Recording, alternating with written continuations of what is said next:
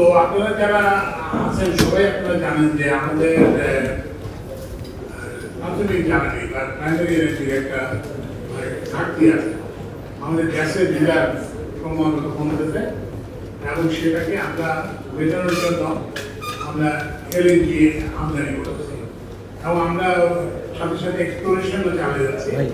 কিন্তু এখন পর্যন্ত যে এটা পাওয়া গেছে সেটা খুব আশাব্যঞ্জক না। আশাব্যঞ্জক নয় এই কারণে বলছি যে আমাদের প্রায়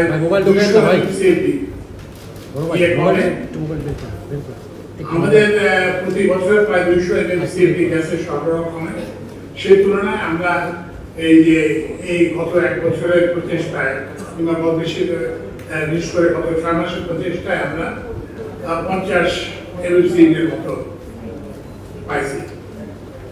এছাড়া আমরা আরো চেষ্টা করছি, সেটা হচ্ছে যে আমাদের অনেক অবৈধ সংযোগ আছে। অবৈধ সংযোগগুলো আমরা বিচ্ছিন্ন করার চেষ্টা করতেছি। তো এই অবৈধ সংযোগের ব্যাপারে একদিক থেকে এটা কাটা হয়, আরেকদিকে এটা লাগানো হয়। তো ওই জন্য সেখানেও আমাদের অর্জন খুব বেশি না। তো মোট কথা যে আমাদের যে প্রাথমিক জ্বালানি যে তো আমরা যে এলইডি ইম্পোর্ট করি সেটা অনেক ব্যয়বহুল, 60 থেকে 70 টাকার মধ্যে। বিশ্ববাজারে এলইডি দামের উপর ভিত্তি করে এলইডি এনে বিদ্যুৎ উৎপাদন করলে বিদ্যুতের দাম করবে 20 টাকা, 18-20 টাকা, তাই না? এই কেমন 18-20 টাকা।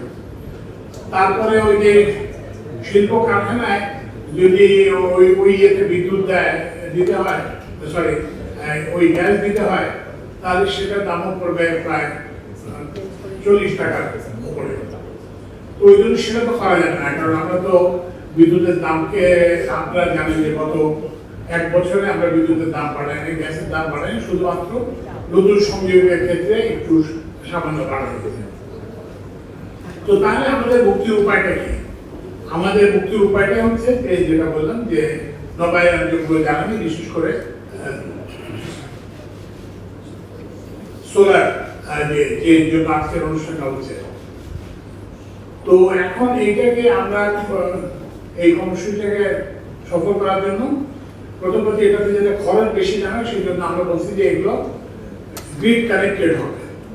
মানে এখানে কোনো ব্যাটারি থাকবে না। যদি কোনো হাসপাতালে খুব প্রয়োজন হয় তাহলে হয়তো সেখানে ব্যাটারি থাকবে, কিন্তু অন্য কোথাও যদি এরকম একটা জরুরি প্রয়োজন থাকে তাহলে ব্যাটারি থাকবে। সাধারণভাবে এগুলো ব্যাটারি থাকবে।